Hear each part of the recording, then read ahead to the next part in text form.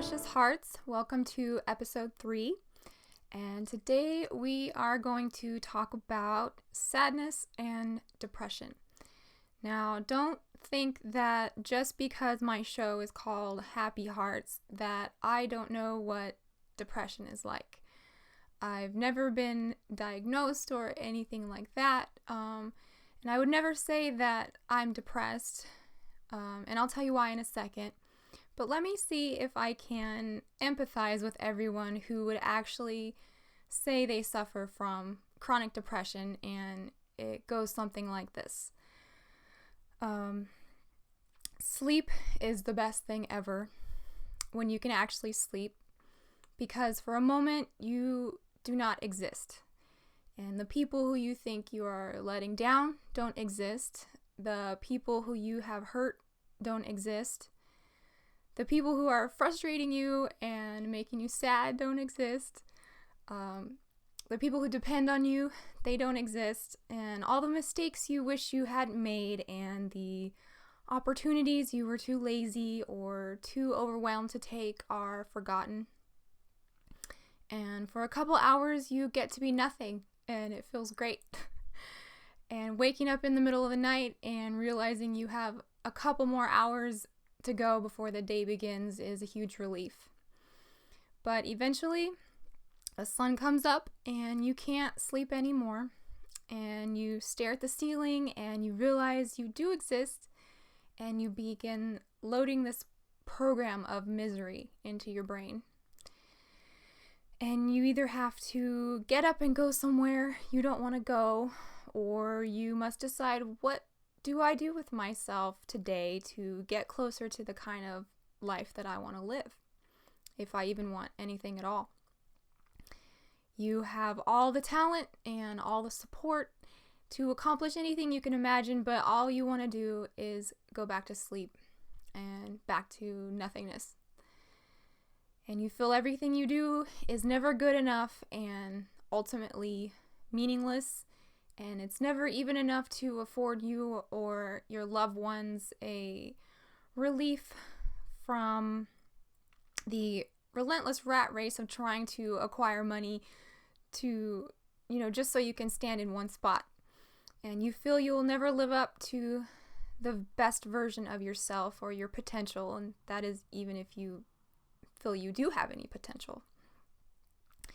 You worry that you have already peaked and it's all downhill from here. You see no way out of this feeling, and in the really bad times, in a serious state of depression, you become a sort of ghost. And you don't necessarily want to commit suicide, but sometimes, just for a moment, you just wish you were dead somehow. You wish you could be reincarnated. You wish you could start over again in a fresh body, like a character in a video game with a new life.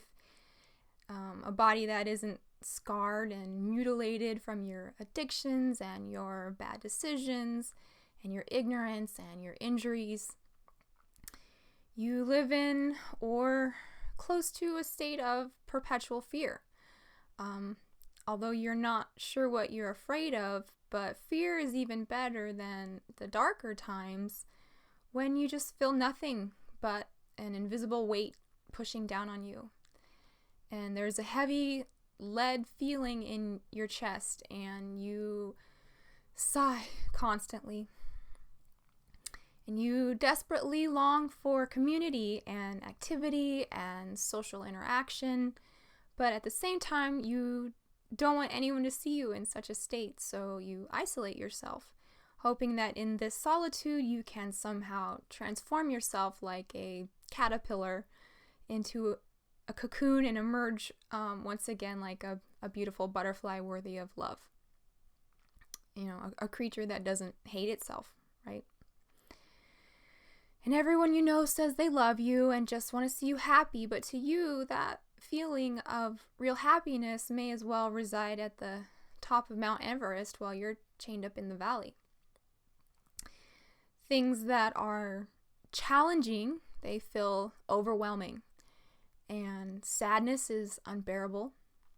And what once felt joyful now just feels empty. Everything is irritating. Work is boring and unfulfilling. Everything you do, you feel someone is already doing it better, so why even try? And any activity takes many times more effort, as if everything you do is like walking through quicksand. And so life is hard enough for the muggles, the normies. So now let's consider the people who are waking up to the reality of the New World Order. And before there were a million reasons to be sad, and now you can add to it that you now know that most of our food is toxic, our water is poison with fluoride, our air is full of chemtrails, our leaders are satanic murderers, our doctors are killing people, our teachers are ignorant, our war is permanent, our electromagnetic field is disrupted, animals are dropping dead by the millions and becoming extinct, and no one seems to care. And you feel your beautiful planet and all the things you love are dying, and it seems the only thing people are interested in is what the Kardashians are doing. You feel like you live on a planet full of zombies. Everything you learn about the way the world works makes you more isolated, and you feel helpless to stop it. They say that knowledge is power, but the more you learn, the worse you feel, and sometimes you wish you could just forget it all and slip back into the matrix where ignorance seems like bliss. And all you want to do is help the suffering ones, but you can't even help yourself, and it feels hopeless. So there's a better way to live, but the path from here to Eden is not even charted out yet. And on top of all this, no one believes that it's all happening. But the way out of depression, and the reason I think that a lot of people are depressed, is that they can feel all of this intuitively. They can feel that something is not right, but they don't know what it is. And add to that the culture has taught us that the acquisition of things coupled with physical beauty is the key to happiness, but once they have all the possessions and the body they want, they still feel blank inside, and they turn to therapy to solve their issues. And what do the professionals give you? Pills. And so once it clicks in your brain how the world is really run, you will go through the 5 stages of grief. And when you learn all of this, you can start to identify the real problems and start to get better. And the 5 stages are denial, anger, bargaining, depression, and acceptance. And right now you are stuck in the depressed stage. Once you accept the world the way it is, you can start the next step, which is action. And we will talk more about that as we go. But first, let's read a letter. This one says, Dear Jamie, I've always felt lonely. I have never felt like I fit in with friends or family. I sort of feel like society and people are very immoral, and I don't approve of how humans treat each other. I don't let it keep me down. My heart is full of love, and I am growing every day. To fight depression, I have tried things like eating a healthy diet and exercising. Those things work well in my experience. I have tried dating and trying to make new friends as well, but I am not very good at being social. From Patrick. Okay. Dear Patrick, you say you are not very good at being social. So now let's talk a moment about our limiting belief systems. And I highly doubt that in any social setting you've ever been in, someone has singled you out and pointed to you and said, hey man, yeah, you're pathetic and you suck at being a person. No one wants you here. You might as well just give up and go home and die alone. If they did, they're the ones with the problem, not you. But you know who did say that? Your own brain told you that. Based on insecurity and social cues that it misinterpreted from other people around you. And so I want to talk about something really important, and these are the words I am. The words I am are the most powerful words you can say. These are magic words. This is how God referred to himself in the Old Testament when he said, I am that I am. Now, the words I am, they precede the subconscious beliefs that you program yourself with and tell you how to feel in your body and mind. And every time you say the words I am, you are literally instructing yourself to think and believe and feel a certain way. You're telling your subconscious mind what to filter out and disallow and what to let into your awareness. And you are the only one who gets to decide your value in the world and the words that come after you declare I am. So choose wisely. Now, this is why I titled the show, You Are Not Depressed. And you should never say, I am depressed, because you are not depression. You are a precious, conscious being, an eternal soul created in the image of God, and you are loved more than anything else in the universe. You are like the sky, and your emotions are like the weather, and it comes and goes, and happiness is the sunshine, and sadness is the clouds, and anger is the storm, and depression is the overcast. And you can't see the sky through the overcast, but it's still there, and the sky is not the weather. Now, the famous philosopher Descartes said, I think, therefore I am, but let's try this way of interpreting it. I am what I think I am. And instead of saying, I am depressed, try saying, I feel depressed. And so this allows your brain to realize that it's just a temporary state, which feelings always are, and that there's hope that it will eventually pass, just like the weather. And hope is the beginning of your journey out of your depressed state. And try saying, I'm not depressed, I'm having an appropriate emotional reaction to external stimuli. And try to figure out what that is that's making you feel that way. So we could talk about philosophy all day, but that's very cerebral. So let's talk about your real social skills for a second, Patrick. And the art of getting people to like you, if that's what you really want, and still be an authentic person in a sort of synthetic world. So, isolation is the number one cause of depression. And there's a proverb about a man who was a great social success, and his secret was simply that he seldom said anything. My real life example of this is my good friend and brother from another, Monty. Hi, Monty. He talks the least out of anyone I've ever met, and everyone absolutely adores him. I've never heard anyone say anything bad about him. So being quiet is a tremendous social asset because it gives everyone else an opportunity to be the extrovert. And it also gives you the air of mystery, and people are subconsciously drawn to people who are quiet because they're intrigued with them if they don't seem stuck up. And the person who can more or less keep quiet will always be acceptable in social situations, and he will not be worn out afterwards. He'll have relaxed. By keeping quiet, we learn more about how other people really think and feel.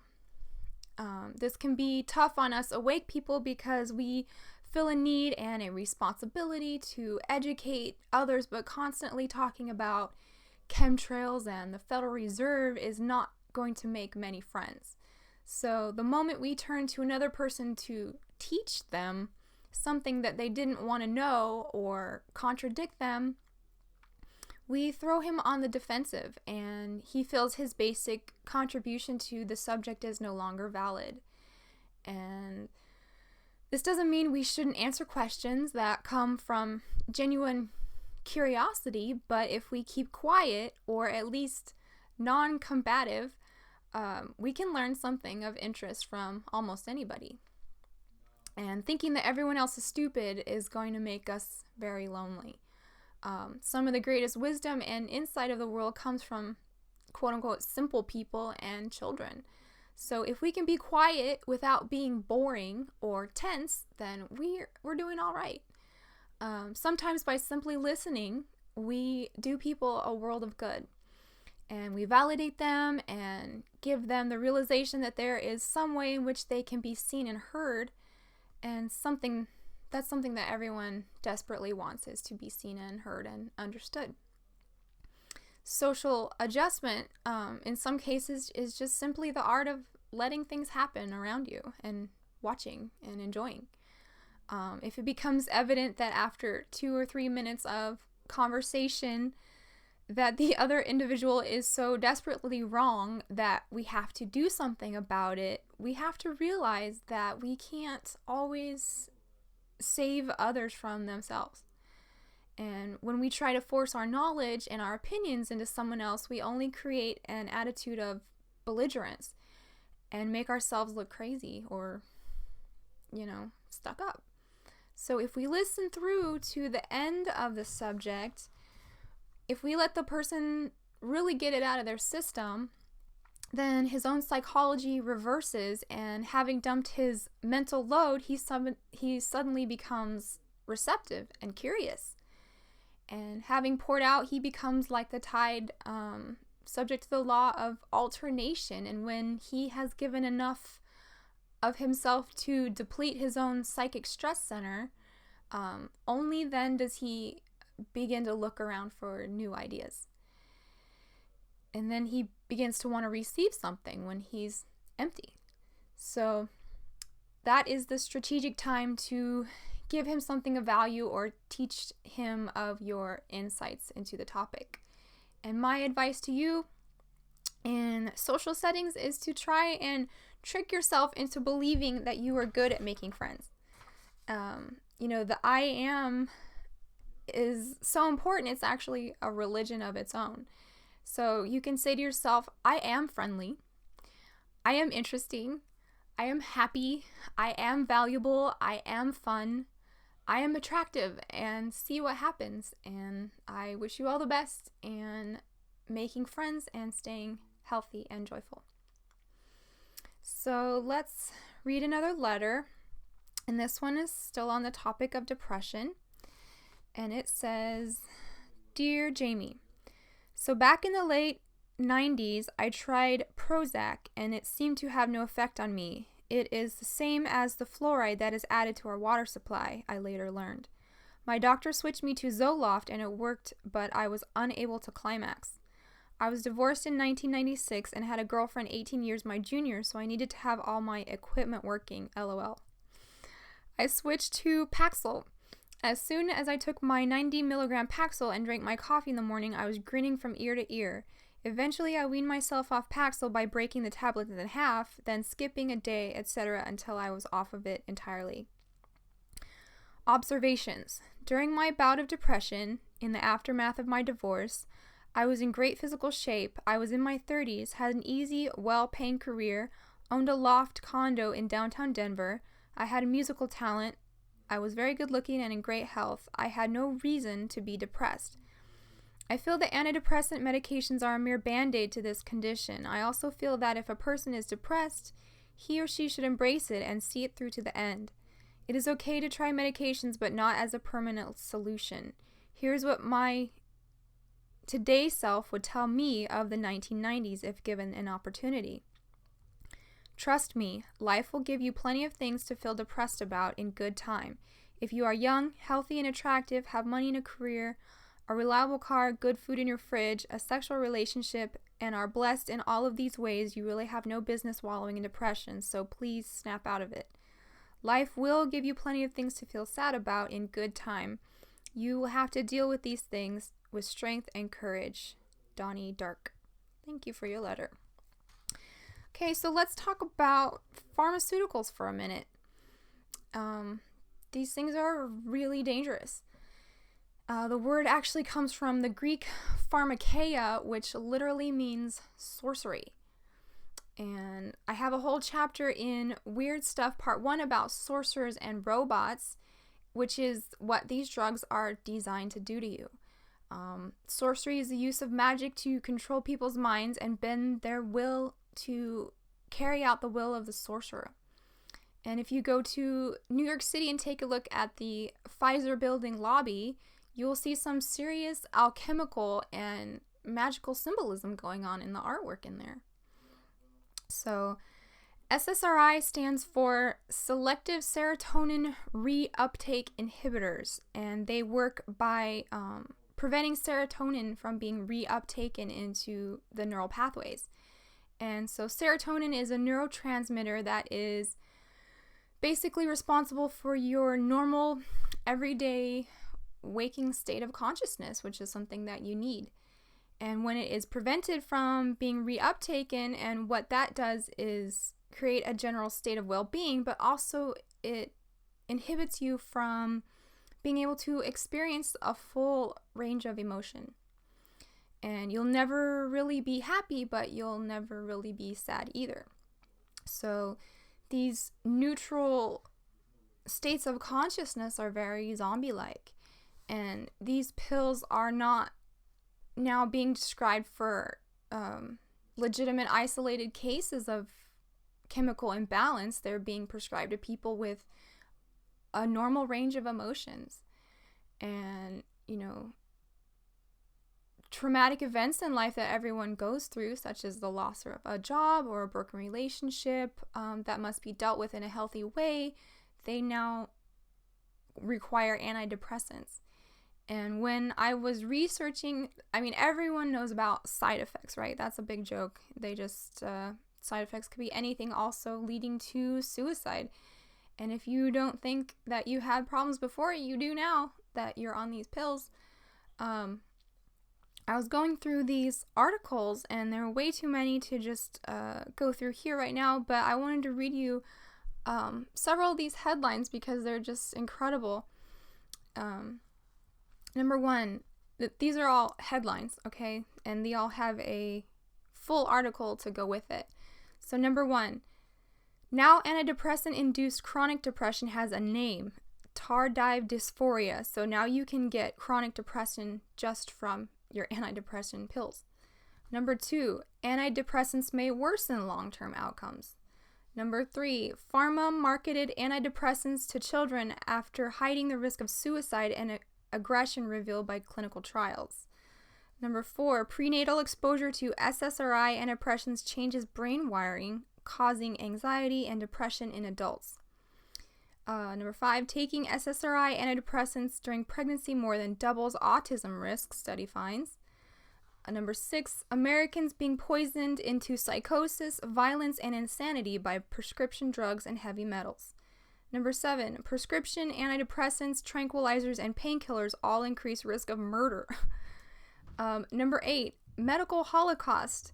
Psych drugs have killed more than 5 million people over the last 10 years. Number nine, and these are all, if you're interested, just Google the title that I read and you'll come up with the full article. FDA colludes with Big Pharma to cover up deaths in psych drug trials. Number 10, SSRIs make patients lose feelings of love. We'll talk about that in a second.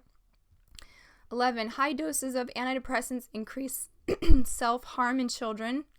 That's from Harvard. 12, suicides among patients taking antidepressants on the rise despite black box warnings. 13, antidepressants keep killing women, thereby curing their depression. 14, list of dangerous antidepressants that cause sudden death is rapidly expanding. 15, top-selling antidepressants double your bone fracture risk. 16, doctors warning to women don't take antidepressants during pregnancy. 17, antidepressant drugs are murdering babies before they're even born. 18, forget Prozac, try probiotics to ease anxiety, curb depression, and elevate mood. 19, antidepressants increase the risk of breast cancer. 20, new antidepressant warning, Prozac and other drugs cause thick arteries, raise heart attack risk. 22, taking antidepressants can cause weight gain. Well, if you didn't have a reason before, girls. 23 millions of patients should never be prescribed antidepressants, science to say. 24 new SSRI warning antidepressants increase risk of stroke and death. 25 antidepressants simply don't work on most patients, study finds. 26 psych drugs shocker, antidepressant drugs work no better than placebo, big pharma hoax finally exposed. 27 why antidepressants don't work. 28 antidepressant Paxil found to double the risk of violent behavior. 29 antidepressants and risk of suicidal thoughts and behaviors in children. And 30 using antidepressants may send you into a murderous rage. So that's just 30 of the headlines that I came up with in researching these, and so I urge you to go and check them out yourself. Let's get into another letter. Dear Jamie, I was on antidepressants from late 2011 to early 2014. I am 23, went on medication when I was 19. I was fine on Lexapro, not good as it didn't make any difference, but fine. I was on about 20 milligrams, I think. I didn't take them as often as I was meant to. I missed a lot of days here and there. Then in late 2013, the doctor switched me to 150 milligrams of Lustrol, ridiculously large amount. My second drive was fine, normal enough, but slowly declined. I cold turkeyed them in the spring of 2014. I haven't been aroused since. I have no sexual feelings and I don't have crushes anymore. I don't remember what love feels like, and I can't relate to movies and my peers. I found a lot of other people online who have persistent sexual dysfunction after antidepressant use. I try to stay away from those sites now as they're depressing and make me feel hopeless. The majority of people suffering from this, I think it's called PSSD, claim that it's permanent and that they have tried everything and nothing works decades later. Ironically, I went on the Lustrol because I have OCD and was worried that I would never fall in love again. The doctors denied everything, of course, and just tried to put me on more antidepressants. I haven't touched one since spring of 2014 and never will again. What can I do? I miss love more than anything. I used to have such a high sex drive, and now I feel nothing. Is there any hope for me? According to hundreds of people online, if not thousands, there isn't. Violet from Ireland. Okay, how can Violet get her groove back? Dear Violet, I've never taken antidepressants, but I can definitely relate to this. I took birth control pills for several years, prescribed to me because of painful cycles, and at one point I was instructed by the doctor to skip the placebo week in the pack and start a fresh pack of pills instead, so that I wouldn't have a cycle at all. And at first they made me super nauseous and sweaty, and so they just told me to take them before I went to bed so that I could sleep through the uncomfortable part. And so these birth controls, they don't just prevent pregnancy by messing with your hormones. I think they also prevent it by preventing desire. When I was on them, I felt numb. I didn't want to be touched or kissed or hugged, and I definitely never felt like being intimate. Current research suggests that between 30 and 70% of SSRI treated patients may experience some form of treatment-induced sexual dysfunction. And you know what they give you for people like this? More pills, like Viagra. So you've been off the pills for 2 years now, which is great. So now we just have to figure out how to restore your body back to factory settings, so to speak. I can't help you meet someone special to fall in love with, and I think those feelings will come when you meet him. But first, let's try to get your ability to even be attracted back, so that, when Mr. Right comes along, everything will flow, so to speak. And first, you need to learn how to rebalance your hormones, because these pills do a crazy number on your hormones. And SSRIs are known to lower your testosterone levels. So this is the chemical that tells your brain, yeah, go get that. One resource that has helped me a lot in balancing my hormones is, her name is Melissa Ramos, and her website is called sexyfoodtherapy.com.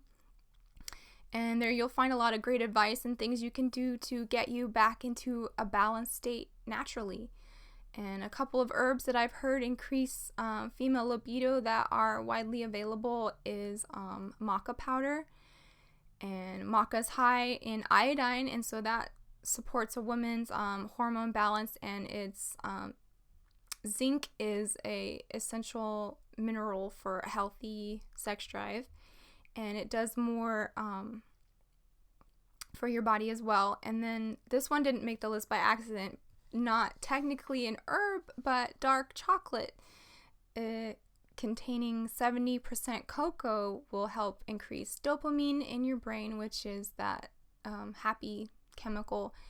And it's, the pleasure chemical. When that lifts your mood and you're relaxed, it'll improve your body's response to stimulation. So don't give up. Keep trying. I'm sure that once you meet a special person, you will have those feelings again. Love is the most potent drug in the whole world, and there's nothing you can do to stop it when it comes along. So I have full faith that it will all come back to you in time. And keep trying these things, and I have more things that I've outlined in the end of the show that we can all try instead of pills to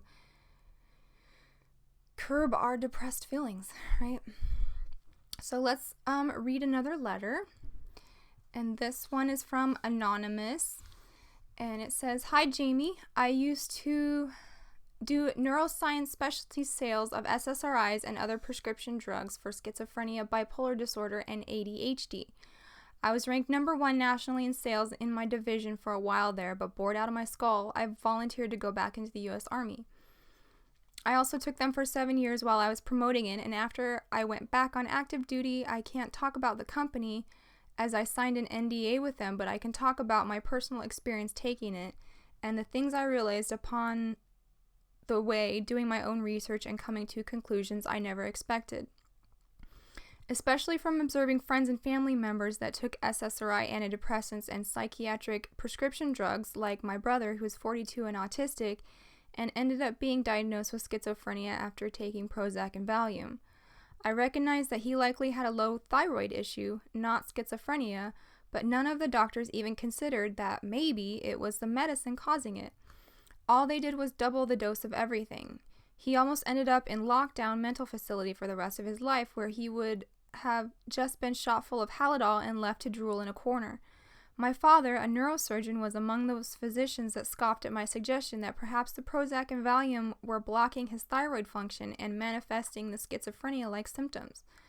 Low thyroid can manifest as auditory and visual hallucinations, agitation, paranoia, obsessive behavior, etc.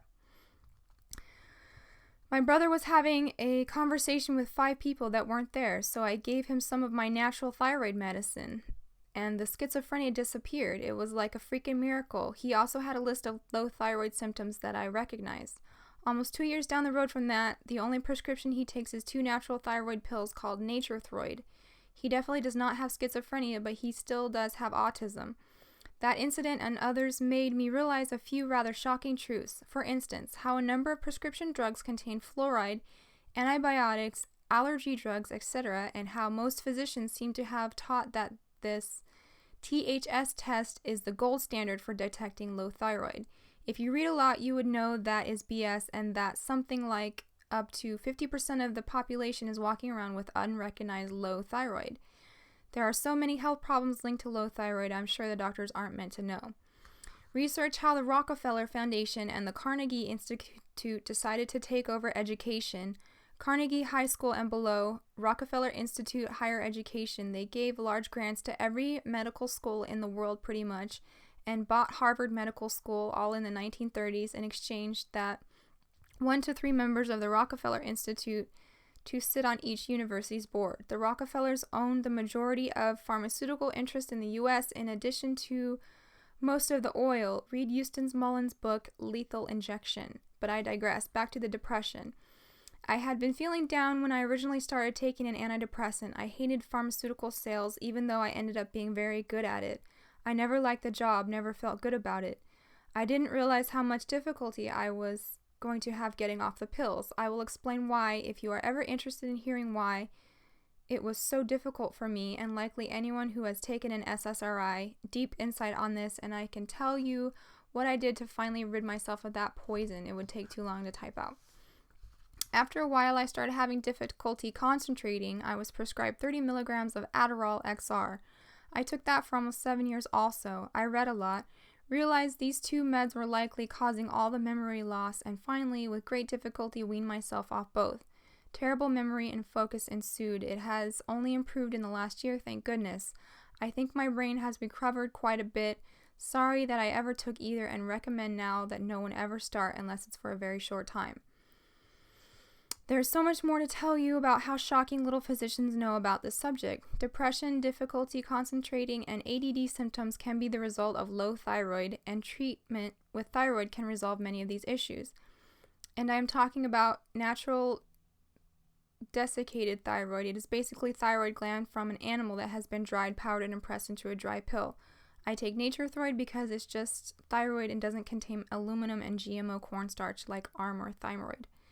For everything I've seen, read, and heard, synthetic thyroid barely works, but it does a trick. You cannot patent something from nature, so natural remedies are the competition to big pharma. I take twice the normal starting dose for women. I believe that the anthrax immunizations I received in 1991 were tainted, perhaps on purpose, with an ingredient called squalene. I have supporting data and study to support my belief. By the way, did you know that the anthrax shots actually contain no anthrax? Again, another conversation, but Gary Matsumoto's book, Vaccine A, shows this. This is an amazing book called Hyperthyroidism Type 2, The Epidemic That Saved My Health. Dr. Starr tells of his own personal experience treating himself, his father, and countless patients. It is full of useful, true information. It doesn't matter if you step down from your SSRI antidepressant as directed or slowly as my last time. So gradually it took 50 days.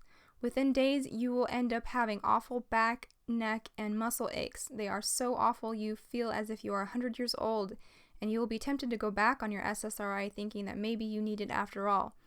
But if you can hold out for around 2 weeks, just when you think you can't take it anymore, you will wake up and the aches and pains will be gone forever as long as you never take SSRIs as directed. Step down for a few days, then a few more days, and then quit as I did. From Anonymous. Well, thank you for your letter and all that good information about thyroid. I guess if you are having depressed symptoms and schizophrenic symptoms and stuff like that, then that's definitely something you should check out. We're almost done here, but I wanted to say as we close, emotions are not an illness. Your emotions are your moral compass, and you are meant to have a range of them. And anyone who is sensitive and empathetic and artistic and introverted and intelligent and aware is going to be prone to having depressed feelings. And wise people know that happiness is not a result of good things always happening to you. It is a refined skill. You have to practice it. And it is not something that comes to you because of outside forces. It's something you learn to cultivate despite external influences. And so pain and joy are two sides of the same coin. And if you can't feel one, you won't feel the other. And so please join me in the second half where I have thought up 25 things that we can try instead of taking pills. And I wish you all the best. If you like the show, share it on Facebook, and please go to happyheartsradio.com and give me a thumbs up. And if you would like to hear the rest of the show, please subscribe. It's only $5 a month. Thank you so much, and I love you all, and we will continue to try and have happy hearts. Thanks so much. Bye.